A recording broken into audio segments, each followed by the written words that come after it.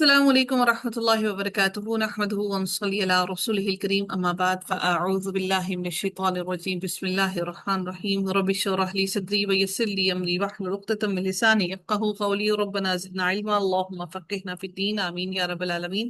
آغاز ہوتا ہے رکو نمبر 10 کا آیت نمبر 27 سے اور اس کی تفسیر کو دیکھتے ہیں۔ اللہ تعالیٰ ارشاد فرماتے ہیں وَيَقُولُ الَّذِينَ كَفَرُوا لَوْلَا أُنزِلَ عَلَيْهِ آيَةٌ مِّن رَّبِّهِ۔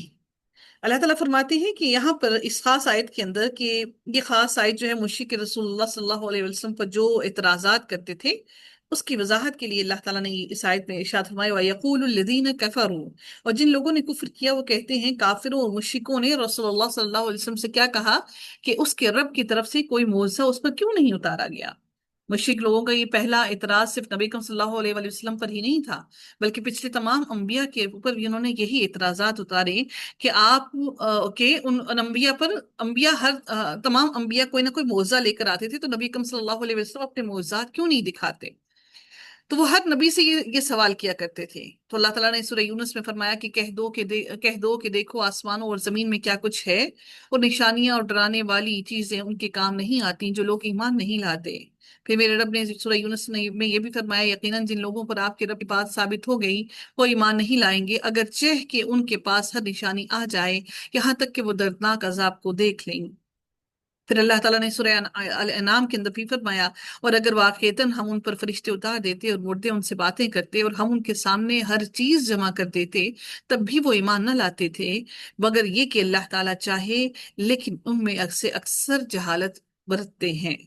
اللہ تعالیٰ نے پھر اس کے جواب میں کہا کل، اے نبی آپ ان سے کہہ دیجئے ان اللہ یضل من یشاء، آپ فرما دیجئے کہ بے شک اللہ تعالیٰ جس کو چاہتا ہے گمراہ کرتا ہے۔ رب العزت نے اپنے نبی کو حکم دیا ہے کہ آپ کہہ دیں ہدایت اور گمراہی تو اللہ تعالیٰ کے ہاتھ میں ہے، وہ جسے چاہتا ہے ہدایت دیتا ہے، اور میرا رب جس کو چاہتا ہے گمراہ کر دیتا ہے۔ ہدایت اور گمراہی معجزات موقوف نہیں ہیں۔ وَيَهْدِي إِلَيْهِ، اور وہ اپنی طرف راہ دکھاتا ہے، وہ حق کی طرف ہدایت دیتا ہے۔ من اناب، اور اسے ہی جو رجوع کریں، صرف اسی کو ہی اللہ ہدایت دیتا ہے۔ جو رجوع کرنا چاہتا ہے اللہ تعالیٰ صرف اس کو ہدایت عطا کرتا ہے، باقیوں کو اللہ ہدایت نہیں دیتا۔ ہدایت معجزات سے نہیں بلکہ رجوع الی اللہ سے ملتی ہے۔ اگر کسی نے ایک معجزہ، ایک نشانی بھی نہ دیکھی ہو لیکن وہ رب کی طرف رجوع کرے تو اس کو ہدایت دیتا ہے، یعنی نیکی کا الہام بھی کرتا ہے اور نیکیاں کرنے کی توفیق بھی عطا کرتا ہے۔ پھر میرے رب نے فرمایا الذین آمنوا وتطمئن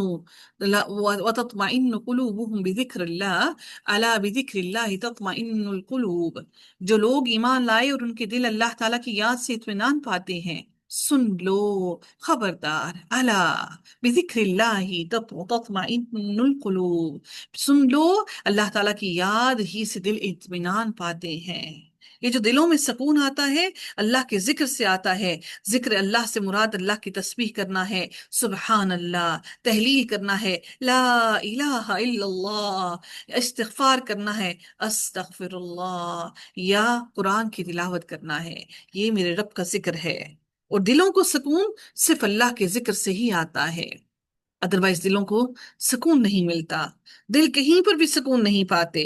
تو دلوں کو جتنا سکون دل کو دینا چاہتے ہو، اطمینان دینا چاہتے ہو، مطمئن کرنا چاہتے ہو، اتنا اللہ کا ذکر کرو۔ اللہ تعالیٰ نے سکون پانے کی کیفیت کا ذکر فرمایا۔ اللہ تعالیٰ نے فرمایا پھر ان کی کھالیں اور ان کے دل اللہ کی یاد کی طرف نرم ہو جاتے ہیں۔ یہ اللہ تعالیٰ کی ہدایت ہے، اس سے وہ جس کو چاہتا ہے ہدایت دیتا ہے، اور جسے وہ چاہتا ہے گمراہ کر دیتا ہے، تو اس کے لیے کوئی ہدایت دینے والا نہیں۔ میرے رب نے سورہ الانفال میں بھی فرمایا بلا شبہ مومن وہی ہے جب اللہ تعالیٰ کا ذکر کیا جائے تو ان کے دل لرز جاتے ہیں، اور جب اللہ تعالیٰ کی آیات ان کو پڑھ کر سنائی جاتی ہیں وہ ان کو ایمان میں بڑھا دیتی ہیں، اور وہ اپنے رب پر اطمینان کرتے ہیں۔ سیدنا ابو ہریرہ سے روایت ہے کہ نبی اکرم صلی اللہ علیہ وآلہ وسلم نے فرمایا کہ اللہ عز و جل فرماتا ہے انا مع عبدی اذا هو ذکرنی وتحرکت بی شفاتہ، جب میرا بندہ میرا ذکر کرتا ہے اور میرے ذکر سے ہونٹ ہلاتا ہے میں اس کے ساتھ ہوتا ہوں، سبحان اللہ۔ پھر رسول اللہ صلی اللہ علیہ وسلم نے یہ بھی فرمایا کہ ذکر الہی کے لیے کوئی قوم جب اور جہاں بیٹھتی ہے تو ملائکہ ان پر گھیرا ڈال لیتے ہیں، رحمت الہی کا ان پر سایہ ہو جاتا ہے، اور اللہ تعالیٰ اپنی مجلس میں ان کا ذکر کرنے لگ جاتے ہیں، سبحان اللہ۔ نبی کریم صلی اللہ علیہ وسلم نے یہ بھی فرمایا کہ اپنے رب کو یاد کرنے والے اور نہ یاد کرنے والوں کی مثال زندہ اور مردہ کی طرح ہے۔ رسول اللہ صلی اللہ علیہ وسلم نے یہ بھی فرمایا کہ اہل جنت کو صرف اس گھڑی کی حسرت ہوگی جس میں انہوں نے دنیا میں اللہ تعالیٰ کا ذکر نہیں کیا ہوگا۔ اس گھڑی کے لیے وہ اس گھڑی کے لیے وہ حسرت کریں گے کہ ہم نے وہ لمحہ کیوں ضائع کر دیا، کہ ہم نے اپنے رب کا ذکر نہیں کیا۔ جس گھر میں اللہ کا ذکر کیا جاتا ہے وہ زندہ انسانوں کا گھر ہے، اور جس گھر میں اللہ تعالیٰ کا ذکر نہیں کیا جاتا وہ مردہ شخص کا گھر ہے۔ اللہ رب العزت فرماتے ہیں وہ لوگ جو کھڑے اور بیٹھے اور اپنے پہلوؤں پر لیٹے لیٹے بھی اللہ تعالیٰ کا ذکر کو یاد کرتے ہیں اور اس کا ذکر کرتے ہیں، اور آسمانوں اور زمین کی پیدائش میں غور و فکر کرتے ہیں، اے ہمارے رب تو نے یہ سب کچھ بے مقصد نہیں بنایا، آپ پاک ہیں، سو ہمیں آگ کے عذاب سے بچا لیں۔ تو ذکر کرنا، اللہ تعالیٰ کو یاد کرنا دل کے اطمینان کا ذریعہ ہے۔ الذين آمنوا وعملوا الصالحات طوبى لهم وحسن مآب۔ جو لوگ ایمان لائے اور انہوں نے نیک عمل کیے ان کے لیے راحت اور فرحت ہے، اور اچھا ٹھکانہ ہے ان کے لیے، اور کیونکہ وہ توکل کرتے ہیں ان کے لیے اللہ نے جنت میں نعمتوں والی جنت کا ٹھکانہ ان کے لیے رکھا ہے۔ رسول اللہ صلی اللہ علیہ وسلم نے فرمایا کہ جنت میں ایک ایسا درخت ہے کہ اگر عمدہ گھوڑے یا تیز رفتاری کے لیے تیار گھوڑے کا سوار اس کے سائے میں 100 سال تک بھی چلتا رہے تو اس کا سایہ ختم نہیں ہوگا۔ اور سیدہ ابن عباس رضی اللہ تعالیٰ عنہما فرماتے ہیں کہ جب جنت کی پیدائش ہو چکی اس وقت جناب باری تعالیٰ نے یہی فرمایا تھا، کہتے ہیں کہ جنت میں ایک درخت کا نام بھی طوبہ طوبہ طوبہ ہے، کہ جس کے ساری جنت میں اس کی شاخیں پھیلی ہوئی ہیں، ہر گھر اس کی شاخ میں ہر گھر میں اس کی شاخ موجود ہے۔ اللہ تعالیٰ نے اسے اپنے ہاتھوں سے بویا ہوگا، اور اس کے جو لولو کی دانے سے پیدا کیا گیا، اور بحکم الہی یہ بڑھا اور پھیلا، اس کی جڑوں سے جنتی شہد، شراب، پانی اور دودھ کی نہریں اس سے اللہ نے جاری کی، اور اس کی جڑوں سے جنتی یہ ساری چیزیں استعمال کریں گے۔ سبحان اللہ۔ اللہ رب العزت ہم سب کو اس جنت کا مکین بنائے، اور رب کائنات ہم سب کو اس جنت میں داخل کرے، اور اللہ تعالیٰ سے دعا ہے کہ رب کائنات ہم سب کو بلا حساب جنت میں داخل فرمائے۔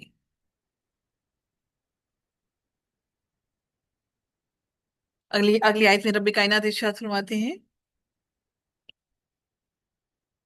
كذلك أرسلناك في أمة قد خلت من قبلها أمم لتتلو عليهم الذي أوحينا إليك وهم يكفرون بالرحمن قل هو ربي لا إله إلا هو عليه توكلت وإليه متاب۔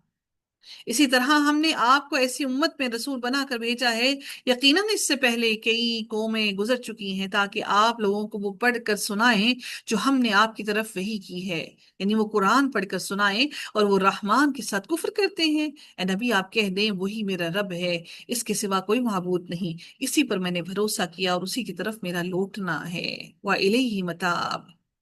اے نبی آپ ان کو یہ ساری باتیں کہہ دیں۔ اللہ تعالیٰ نے ہر سوال کا جواب نبی کریم صلی اللہ علیہ وسلم کو سکھایا۔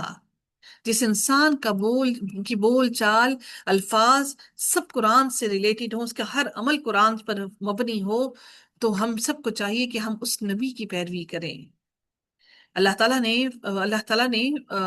نبی کریم صلی اللہ علیہ وسلم کو ہر سوال کا جواب ان کو سکھایا۔ نبی کریم صلی اللہ علیہ وسلم نے فرمایا کہ اے اللہ میں تیرا فرما بردار ہوں، اور تجھ پر ایمان لایا، اور تجھ ہی پر میں نے بھروسہ کیا، اور تیری ہی طرف میں نے رجوع کیا، اور تیرے ہی لیے میں نے جھگڑا کیا۔ اے اللہ میں تیری عزت کی پناہ میں آتا ہوں کہ تیرے سوا کوئی معبود نہیں، یہ کہ تو مجھے گمراہ کرے، تو ہی زندہ ہے جسے کبھی موت نہیں آنی، اور جن اور انسان تو مر جائیں گے۔ نبی اکرم صلی اللہ علیہ وسلم نے فرمایا کہ جب تو اپنے بستر کی طرف جگہ پکڑے یعنی لیٹ جائے تو یہ پڑھ لیا کر، کیا پڑھ لیا کر؟ اللہم اسلمت نفسی الیک ووجہت وجہی الیک وفوضت امری الیک۔ اس کا ترجمہ کیا ہے؟ یہ بخاری شریف کی حدیث ہے کہ اللہ میں نے اپنا نفس تیرے سپرد کر دیا، اور اپنا چہرہ تیری طرف متوجہ کر لیا، اور اپنا معاملہ تجھے سونپ دیا ہے، اور اپنی پیٹھ تیری طرف لگا لی ہے، تیری طرف رغبت کرتے ہوئے اور ڈرتے ہوئے، تیری گرفت کے مقابلے میں تیرے سوا کوئی جائے پناہ اور مقام نجات نہیں۔ میں تیری اس کتاب پر ایمان لایا جو تو نے نازل کی، اور اس پیغمبر کو مانا جسے تو نے بھیجا۔ پھر اللہ تعالیٰ نے فرمایا، پھر نبی کریم صلی اللہ علیہ وسلم نے فرمایا، پھر اگر تجھے تیری اس رات میں موت آ گئی تو تجھے فطرت اسلام پر موت آئے گی، اور اگر تو نے صبح کی یعنی موت نہ آئی تو یقیناً بھلائی کو پہنچ جائے گا۔ مجھے یاد کروائیے گا، انشاءاللہ میں آپ لوگوں کو یہ والی جو دعا ہے انشاءاللہ میں آپ لوگوں کو شیئر کروں گی۔ کوشش کیجئے کہ ان دعاؤں کو اپنی زندگی کا حصہ بنائیے۔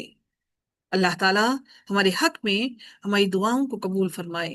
اللہ تعالیٰ سے دعا ہے کہ رب کائنات وہ تمام معاملات، وہ تمام گناہ جو ہماری دعاؤں کے قبولیت میں حاوی ہیں، اللہ تعالیٰ ان تمام گناہوں کو معاف فرما دے۔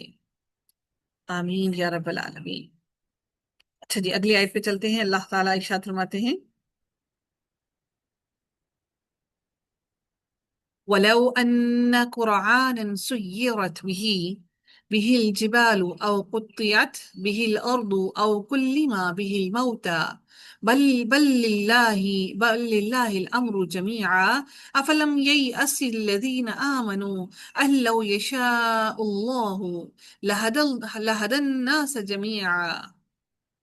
اگر واقعتاً قرآن ایسا ہوتا جس کے ساتھ پہاڑ چلا دیے جاتے، اگر ایسا ہوتا کہ جس کے ساتھ پہاڑوں کو چلا دیا جاتا، پھر اللہ تعالیٰ فرماتے ہیں، یا جس کے ساتھ زمین ٹکڑے ٹکڑے کر دی جاتی، یا اس کے ساتھ مردوں سے کلام کیا جاتا، بلکہ ساری کا سارا کام اللہ ہی کے اختیار میں ہے۔ تو کیا یہ جو لوگ ایمان لائے ہیں مایوس نہیں ہو گئے کہ اگر اللہ تعالیٰ چاہتا تو سب انسانوں کو ہدایت دے دیتا، اور جن لوگوں نے کفر کیا ان کا ہمیشہ یہی حال رہے گا کہ ان کے اعمال کی وجہ سے ان پر کوئی نہ کوئی آفت آتی رہے گی، یا ان کے گھر کے قریب کہیں نازل ہوتی رہے گی، یہاں تک کہ اللہ تعالیٰ کا وعدہ آ جائے۔ یقیناً بلا شبہ اللہ تعالیٰ اپنے وعدے کی خلاف ورزی نہیں کرتا۔